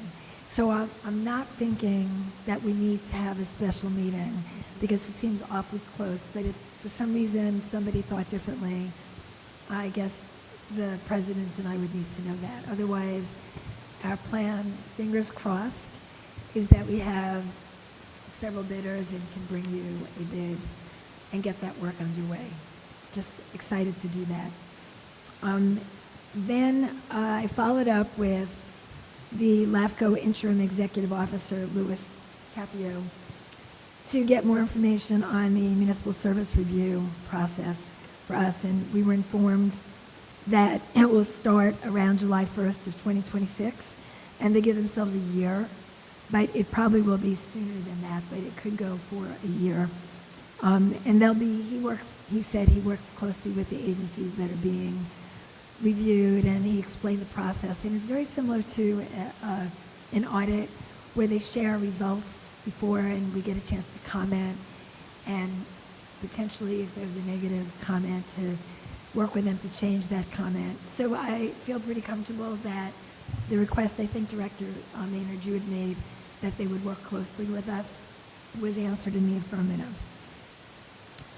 Our audit is underway. The auditor is scheduled to brief the audit committee, so we've scheduled now an audit committee meeting for October 21st. They had told me in an earlier conversation that they thought that they'd be ready to brief the committee on that date. So if anything occurs where it gets pushed out, I'll let the audit committee know, but right now we're hoping that we'll be able to have them provide their preliminary results at that meeting. And then I thought it would be a good idea to try to schedule the rest of the committees. The president asked me to get through a cycle of meeting with all the committees at least once. And, that's what I'm trying to do, although there are a couple that have met more than once. The tree committee seems to be quite popular, so you guys have met several times. And then traffic and safety met at least twice. But there's some committees that haven't met yet, so we've gone ahead and scheduled them. The CIP committee will be this Thursday, and I'm looking forward to that conversation. And this is for me. And then, yes, I also have gone ahead and scheduled, and when I say me, it's always Carolyn with you, but September 23rd for the Parks Facilities Committee, October 21st I mentioned for audit, and the Investment Committee. We'll try to do those both in the same day, and the 22nd? Okay, so that's now the 22nd for the Investment Committee.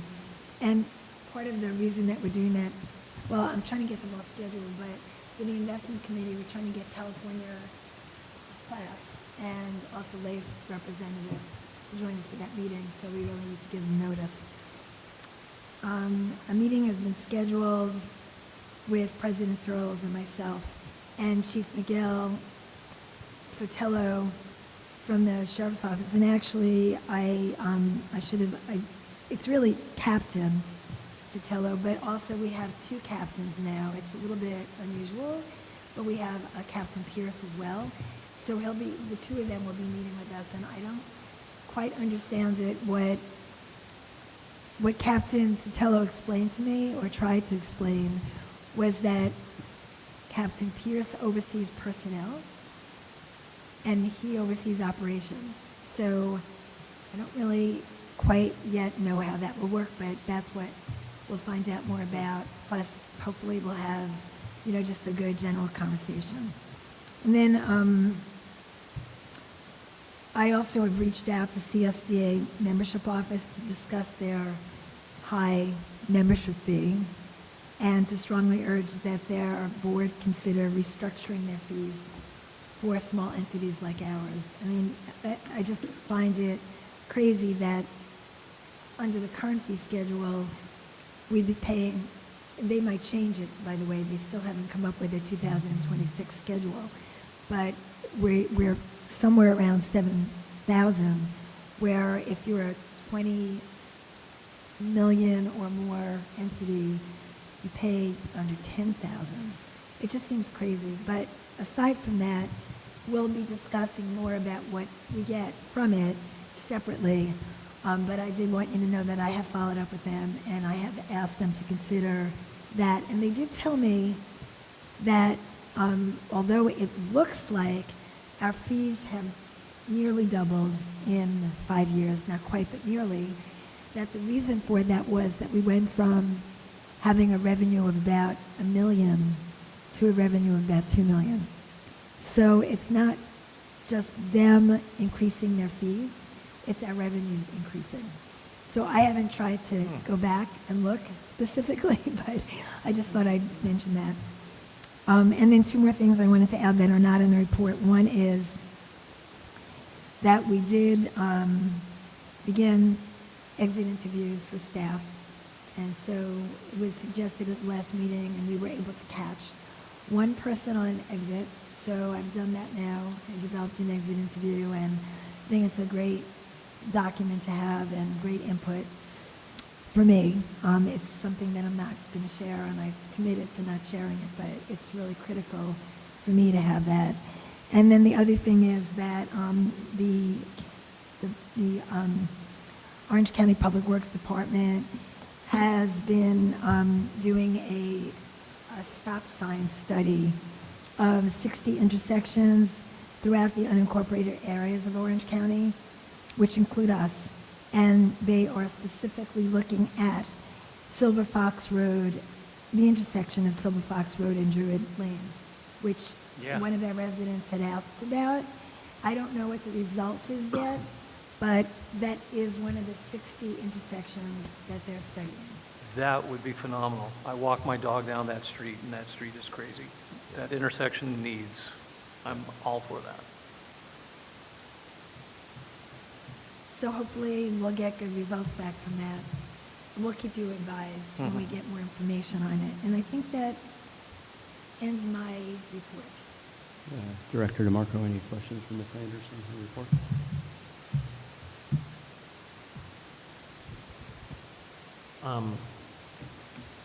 Just the meeting with the sheriff. LA does the two captains thing, and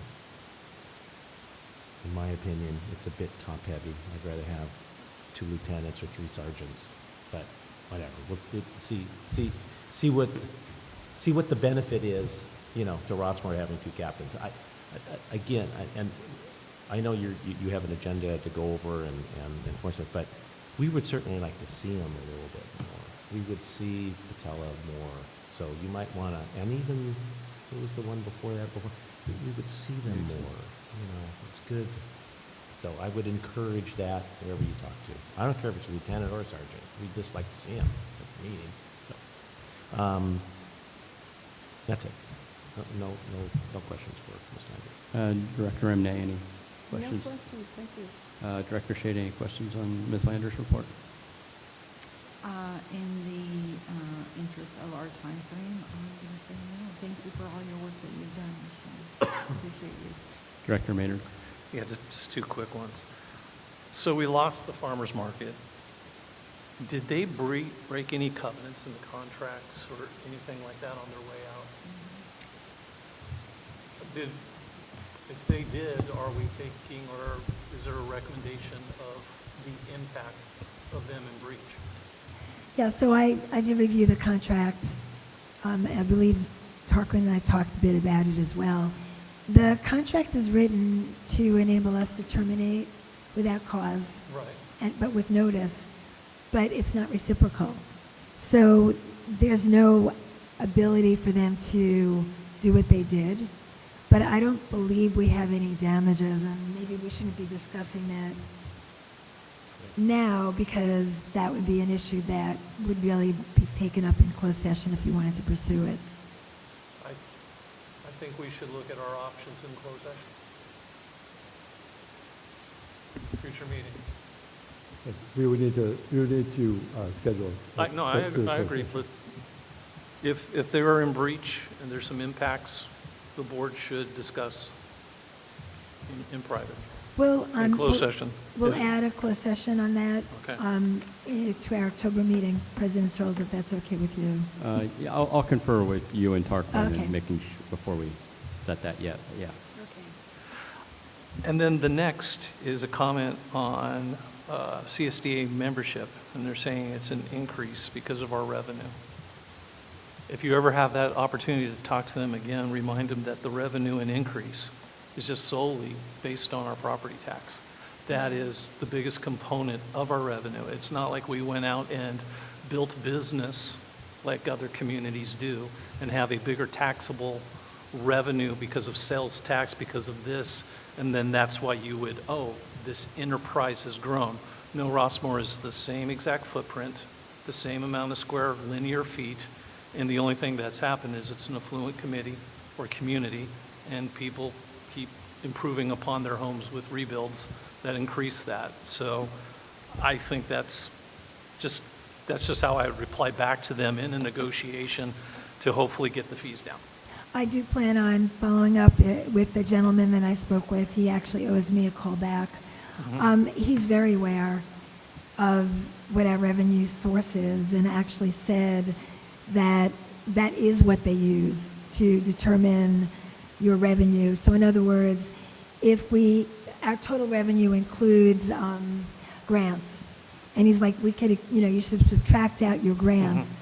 They look at the revenue that you get through your taxes. That's essentially what they're looking at. So that's just how they do it.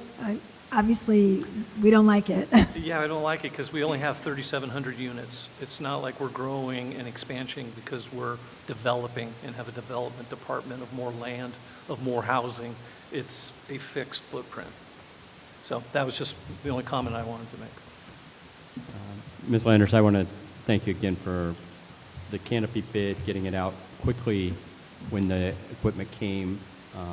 You did try to get there, and then the adjustments. So I'm looking forward to that for the next meeting, and then scheduling all the committee meetings. You and Carolyn, thank you for working the phones, the emails, the texts, coordinating with us. So I appreciate you getting to that.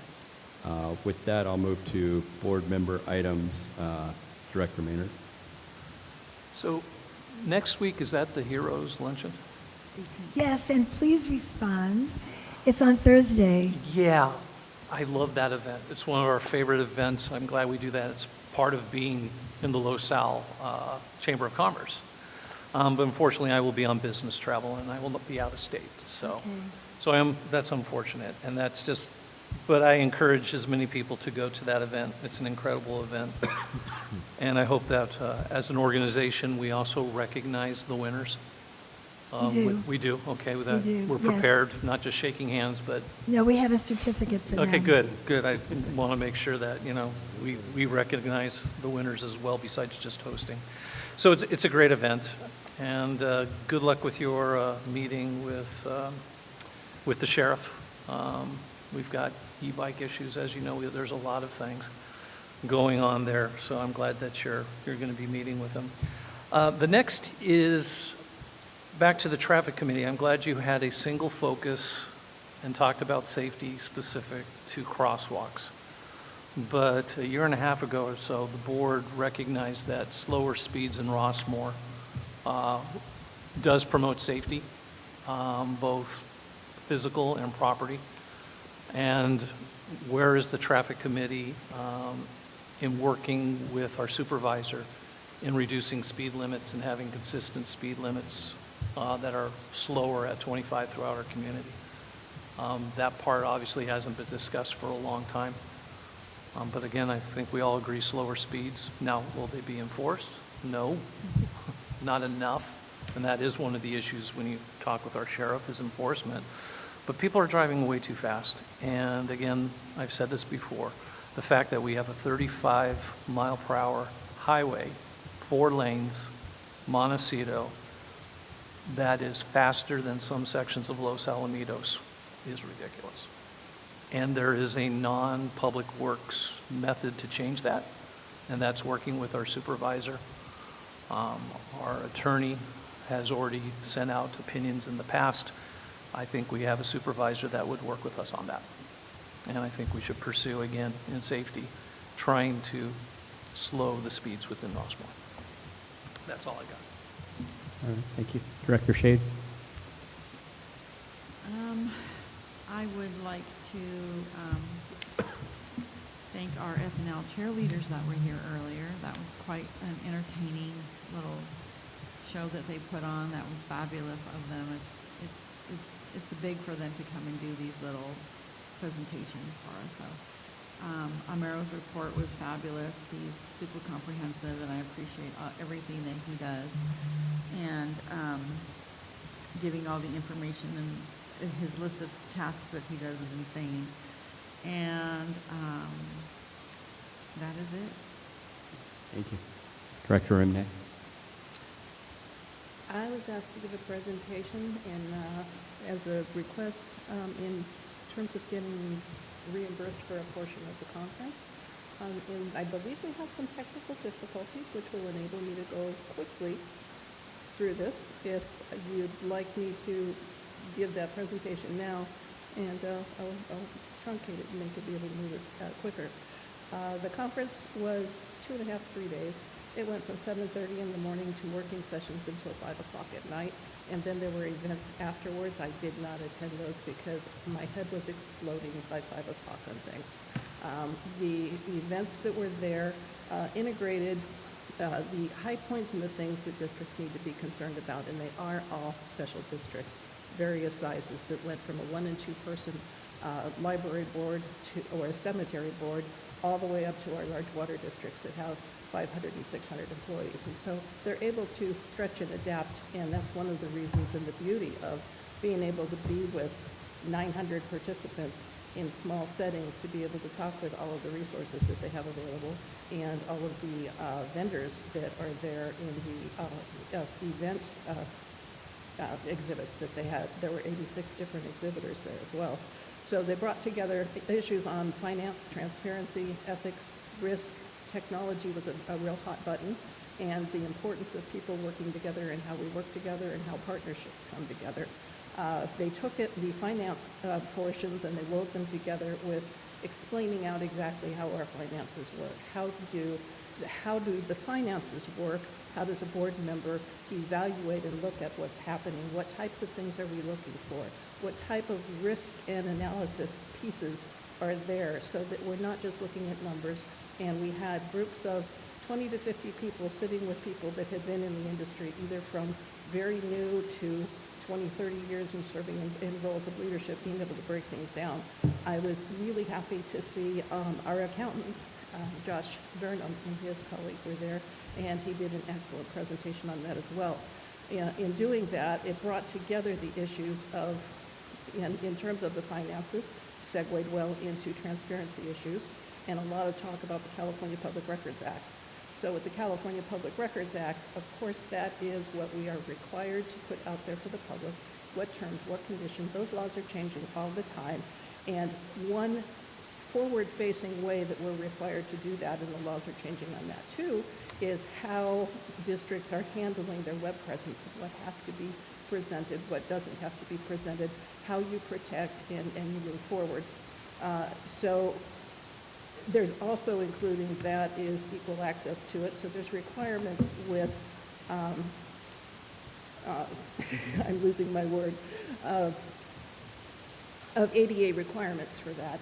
And that's a real concern right now because there's a lot of vulnerabilities between, and the laws that are strengthening, and districts are finding that there's an increase in lawsuits up and down the state in terms of whether we're meeting those conditions and terms. So that covered that piece. Ethics and governance, they spoke about in terms, and a lot of that related to Public Records Act and the things that we're required to do. They introduced and shared the types of mandated training that we as directors are required to take, as workers are required to take, and various bodies within. The AB 1234 mandated training was offered free of charge for anyone that wanted to attend it. It needs to be done every 2 years. One, it's a law because it has to be done. Two, is because it is always evolving and changing, and that usually works on the things that we need to do in terms of making sure that we are not breaching any ethical, moral violations, and there's transparency between conflict of interest and gift, and what's a gift and what's not, what's transparency. So those things were there, and it was stressed that effective board members in particular are advocates for the operations in the district, and that we plan strategically and we do what we can to make the operations functional and optimal. And so working together, we have that aspect of it.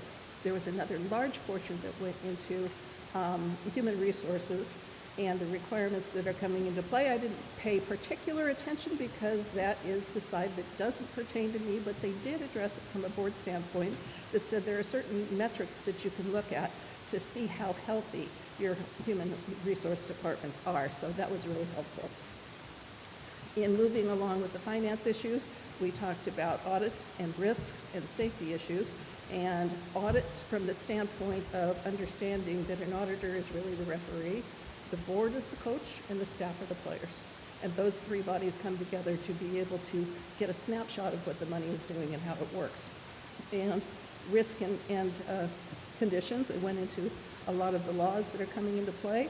And again, they talked a lot about technology and AI because there are a lot of concerns in that area. One, because the field is evolving, but also because cybersecurity and basically cybersecurity is a real issue. I mean, when you're looking at ransomware and you're looking at things that can attack a district, and making sure that you're shored up and being able to protect things. We were talking with people that once their systems were penetrated, it was a cost of several $100,000, because that also pertains to public records. Because if you have to rebuild some of those records if they exist. And so being able to prevent those things, both insurance companies on the CJPIA side and the CSDA side are very strongly suggesting that you shore up your cybersecurity aspects and your training aspects, because we as directors and staff and everyone else, even 90% of breaches in attacks and systems come through email. So we had a lot of lively conversations with people on how they bring and keep their employees and their people up to speed, what to look for, how to look for it, and how to protect. So it was really helpful from that standpoint. So in a quick 1, 2, 3, partnerships stretch our resources. The vendors that were there introduced a whole lot of things like the power that we now have through the CSDA. We're not exercising it now because this is something that's a bigger discussion, is Amazon Prime Business, which is offered to us free of charge, allows us to have deeper discounts than the normal Amazon Prime Business because of the sheer numbers that we have participating in it. And it allows districts to be able to come together and manage their control of who's purchasing, why are they purchasing, tracking their assets and everything else. That's one of the big things they did.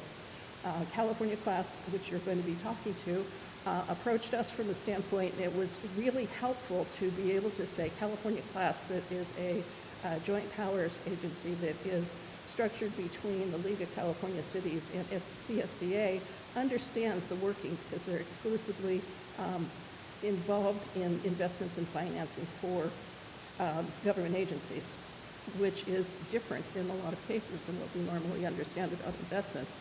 So being able to break that down and say, okay, these are available to agencies, these are financing mechanisms, and being able to break these questions down for a director to the specifics of what does all of this mean on a broad level so that the people that are using these systems are able to make the best choices. And so just from an information standpoint, that it was just fabulous. So in closing, the common theme of this is proactive leadership.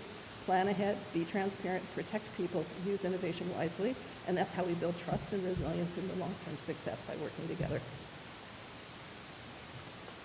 Well done. Would you be able to provide your presentation so that it be included in our minutes? I can give you the presentation. In addition, I will be making available through our general manager. There are 57 downloads of the slide decks of every presentation that was done in the handouts that were given. And I'll make those available for anyone that has any interest in anything that was presented that they didn't get information to me for me to participate because I couldn't get all of them.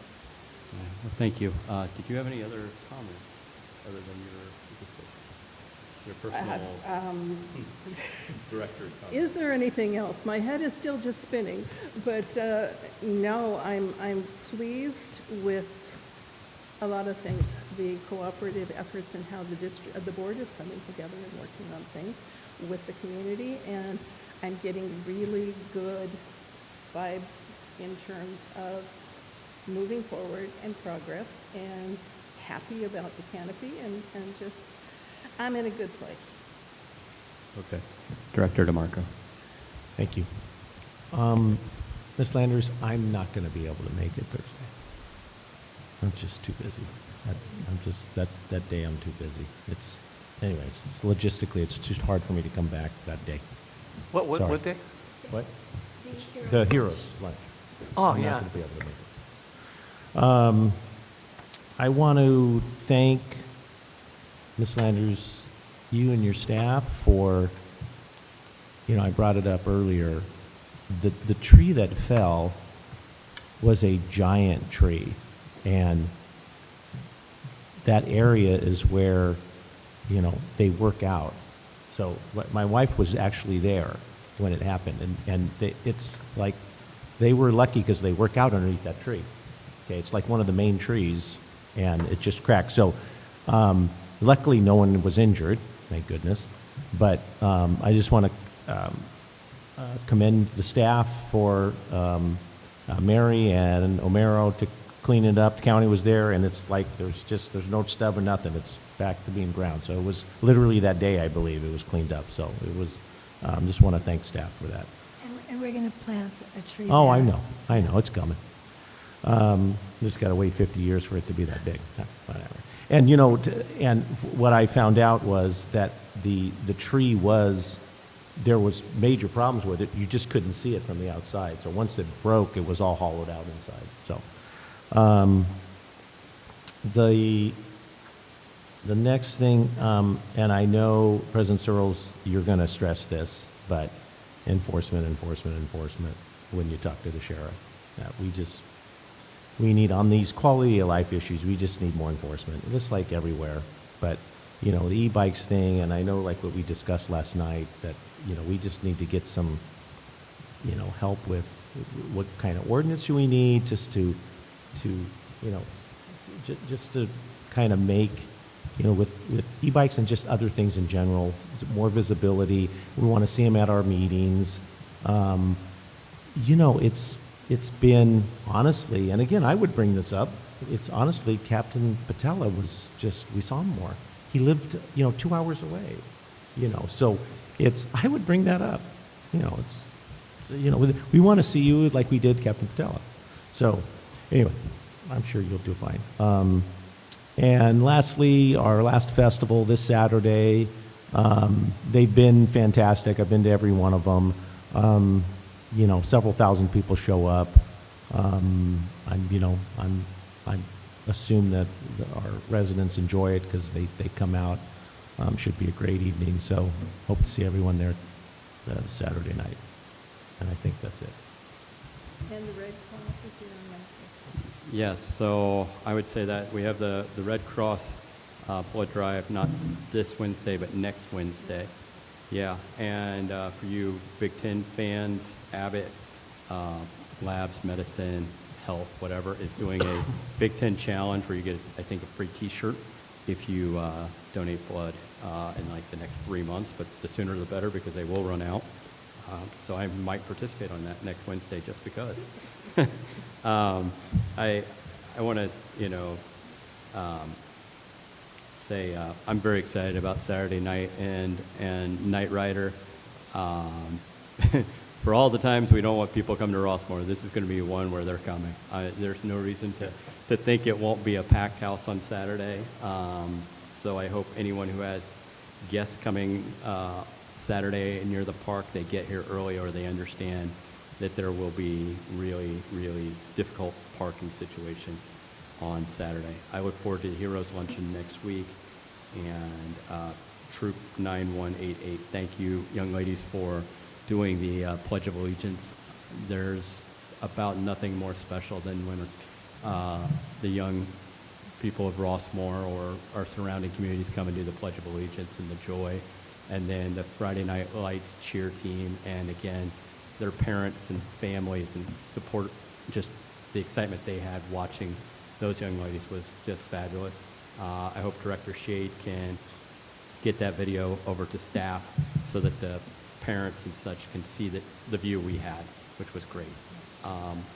That, I believe, is all I have. I know we've got a lot coming up in the next month, and so I appreciate all that the board is doing and staff. And with that, I believe, do we suspend this meeting, Tarquin, and move into closed session?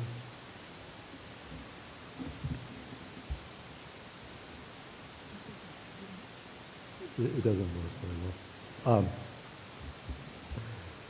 Yes, we'd move on to closed session.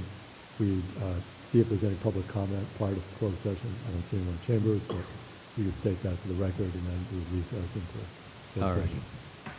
And I believe, staff, we didn't receive any public comment about the closed session item either. We did not. Okay, and I see there's no audience request to speak, so we'll go ahead and proceed into the closed session. All right.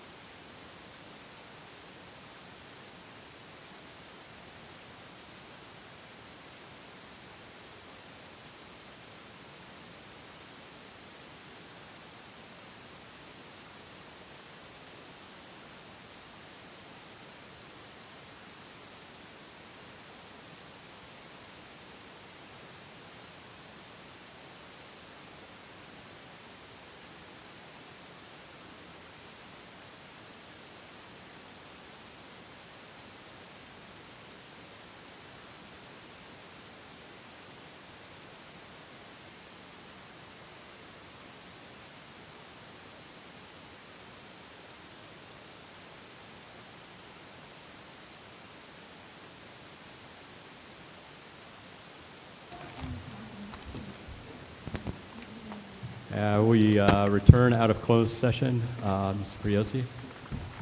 Thank you. To the closed session report. We adjourned into closed session. We have discussed items on the agenda, closed session agenda. We returned back to closed session. And while in the closed session room, the board of directors took no reportable action. And that concludes the closed session report. Thank you. Any item K, general counsel items? No report this evening. All righty. With that, I wish you all a healthy night, and thank you. I'm going to talk to you.